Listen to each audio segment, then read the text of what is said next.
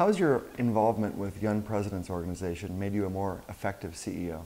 So YPO was something that was recommended to me, I think late 2009, and I went for my first kind of introductory breakfast, I think in November or something like that in 2009.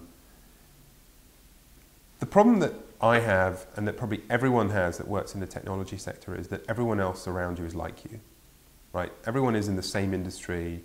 We're all in the venture-backed, let's raise money and let's hit the ball out of the park. And that's great. I mean, we're all drinking the Kool-Aid, right? I think what YPO, and YPO is a voluntary organization. I think it's about 15,000 members worldwide. They have very, very strict qualification requirements in terms of how big your business is and what you're doing and your role in that company. But the core of YPO is diversity. And so what I was getting from my support network in my family or in my peers in the community, it was all very similar.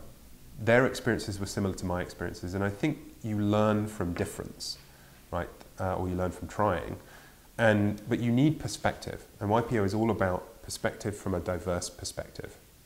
Perspective from a diverse group of people. And YPO breaks down onto different levels, so there's a kind of international level, and then there's a kind of local chapter level in your city or town, and then there's a forum level. So you're in a group with like 6 or 7 other people who are all qualified to be there. They're all running their own companies, all successful, but they all come from very different backgrounds. So I mean, my forum at YPO is oil and gas, property development, wealth advice, some actually venture capital, which is also pretty interesting. Manufacturing and a range of other things. And when I bring a problem to the table, I don't just hear, well, when I was running my tech startup, or when I invested in this, I hear a completely different view, or world view. It's very international as well, about the kinds of problems that I'm having. And I think it makes for a very rich perspective on your situation. And I think it's incredibly important. So it's enabled me to look at my opportunities or my problems or decision making just from 7 or 8 different perspectives, which is all different, and